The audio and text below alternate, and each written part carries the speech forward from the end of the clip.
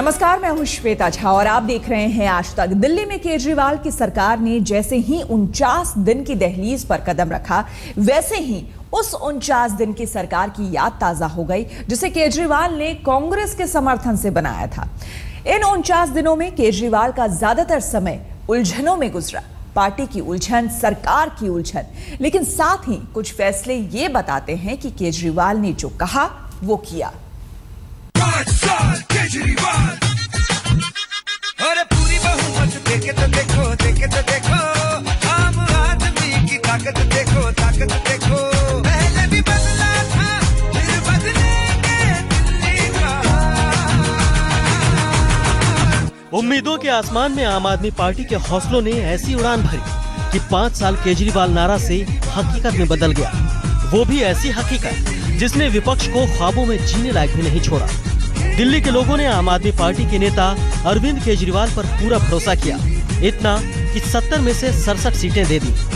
मुझे ये तो पता था कि दिल्ली के लोग मुझे प्यार करते हैं, हमें प्यार करते हैं, लेकिन मुझे ये नहीं पता था कि दिल्ली के लोग हम लोगों को इतना प्यार करते हैं। 70 में से 67 सीटें,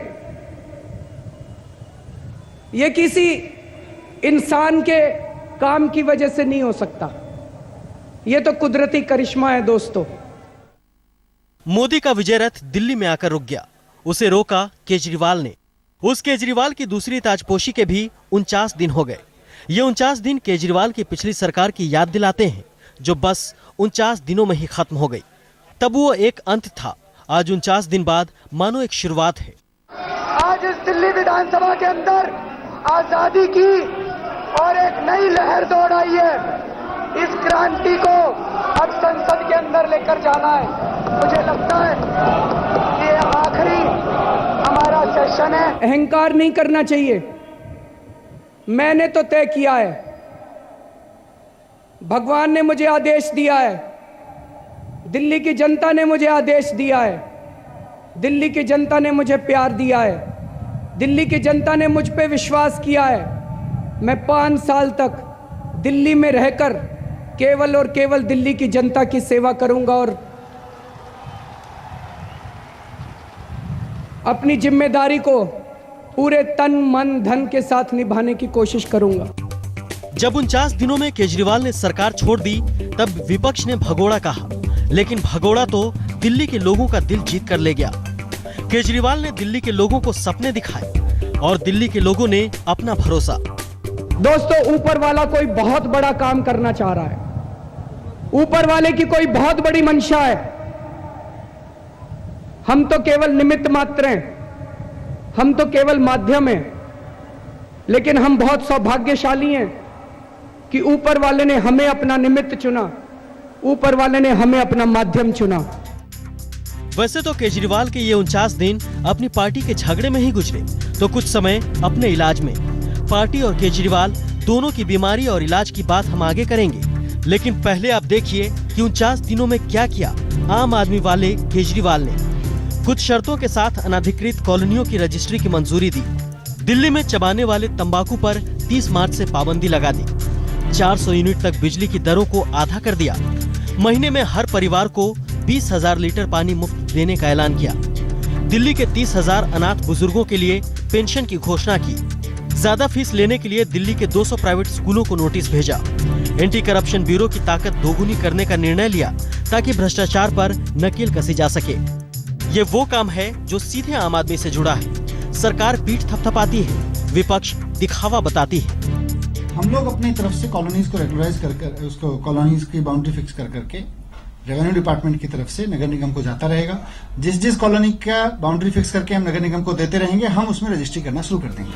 वो 49 दिन एक छलावा था और ये 49 दिन जो है ये एक प्रकार का लोगों को पछतावा है। ये सरकार लोकपाल भूल गई है, लोकायुक्त भूल गई है और सिर्फ भ्रष्टाचार की माला जपती है भ्रष्टाचार मिटाने की, लेकिन भ्रष्टाचार मिटाने के लिए एक भी कॉन्क्रीट स्टेप अभी तक इस सरकार ने नहीं उठाया है।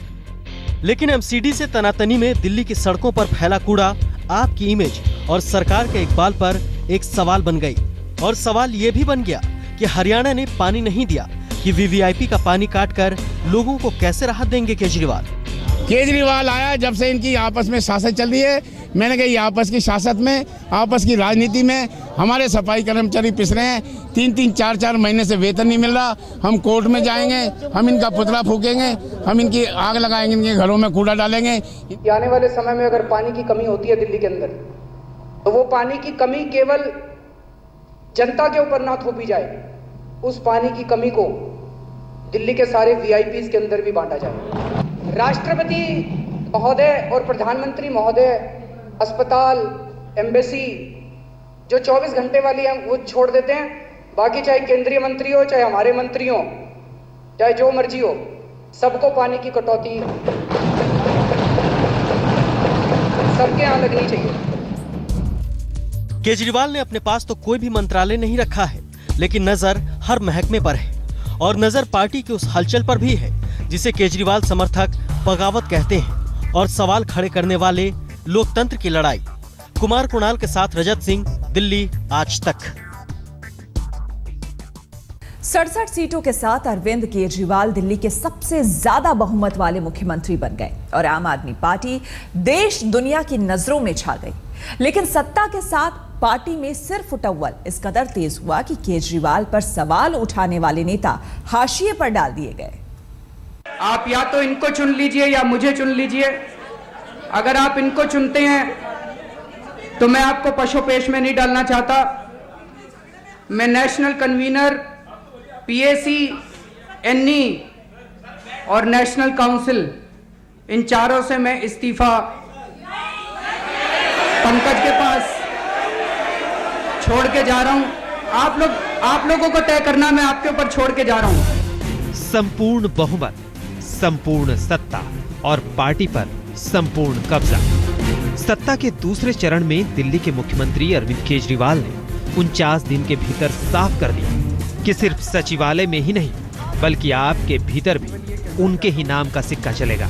इस पार्टी को हमने अपने खून से सींचा, अपनी जान से सींचा है।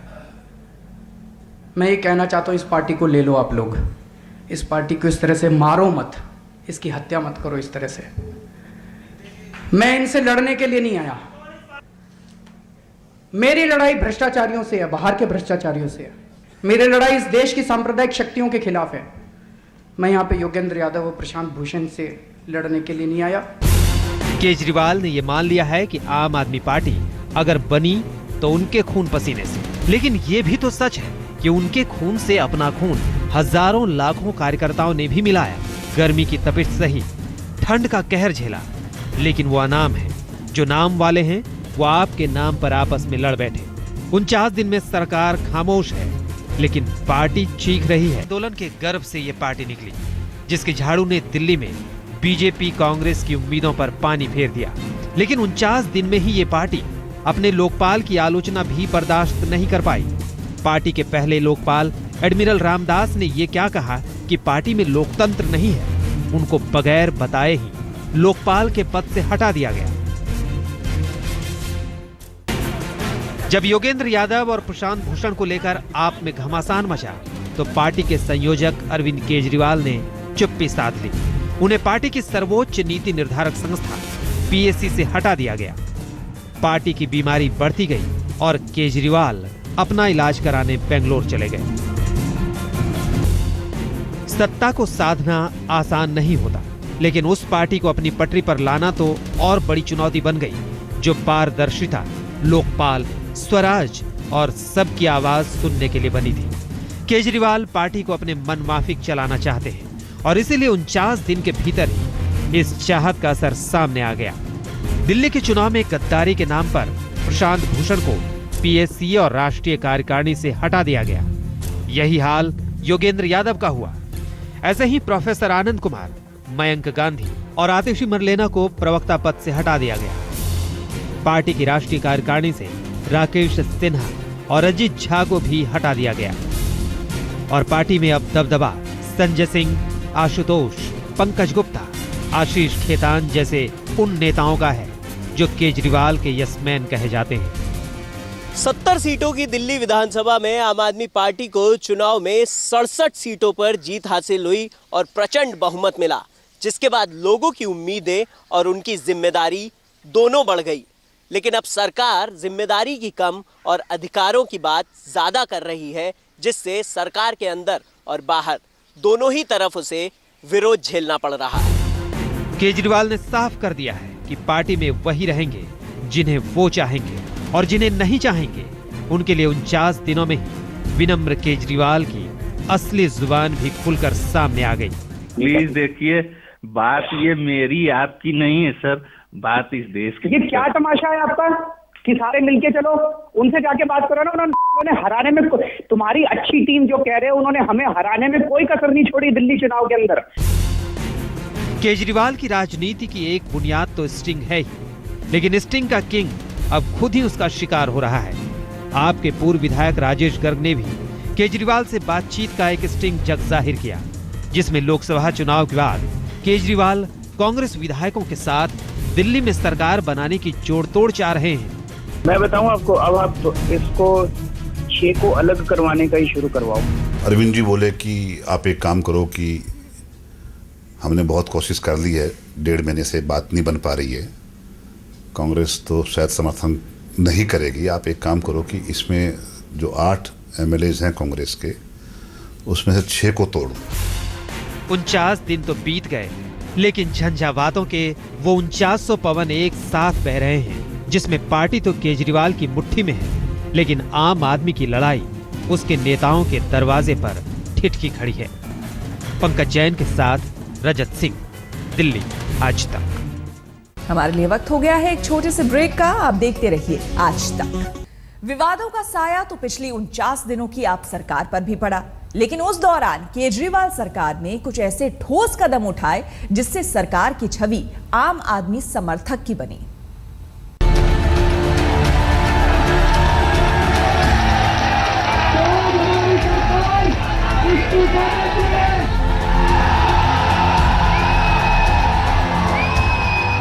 कांग्रेस की बैसाखी पर टिकी केजरीवाल की लंगड़ी सरकार पहली बार में भले ही 49 दिन में गिर गई, लेकिन केजरीवाल ने ये जरूर साबित कर दिया कि चुनावी मुद्दों को हकीकत में बदलना मुश्किल नहीं है। मैं आपको कह के गया था दिल्ली के, हमारी सरकार बन गई तो बिजली के बिल आधे कर देंगे। कई मीडिया वाले मेरा मजाक उड़ाया करते थे, कहते थे केजरीवाल झूठ बोल रहा है, बिजली के दाम तो आधे हो ही नहीं सकते। भाई साहब, सरकार बनने के 48 घंटे के अंदर बिजली के दाम आधे कर दिए थे। करे थे कि नहीं करे थे? किस किस के बिजली के दाम आधे हुए थे, जरा हाथ खड़े कर दो। 28 दिसंबर 2013 को दिल्ली में केजरीवाल की सरकार बनी। 30 दिसंबर 2013 को 700 लीटर पानी रोजाना मुफ्त देने का ऐलान हुआ। 31 दिसंबर 2013 को 400 यूनिट तक बिजली की दर आधी कर दी गई। 1 जनवरी 2014 को बिजली कंपनियों के CAG से ऑडिट का आदेश दे दिया गया। इन 3 अहम फैसलों ने केजरीवाल की इमेज चमकाई, साथ ही ऐसा समा बंधा मानो केजरीवाल भ्रष्टाचार का रामबाण इलाज हो। लेकिन उसी दौरान वो अपने कुछ फैसलों से आलोचनाओं के घेरे में भी आए। चाहे 26 जनवरी से ऐन पहले राजपथ पर धरना हो, या फिर उनके तब के मंत्री सोमनाथ भारती के विवादों का मामला, लेकिन हर विवाद को पीछे छोड़ते हुए केजरीवाल दोबारा प्रचंड बहुमत वाले मुख्यमंत्री बन गए। पंकज जैन के साथ कुमार कुणाल, दिल्ली आज तक। हम रुकेंगे एक छोटे से ब्रेक के लिए। आप देखते रहिए आज तक।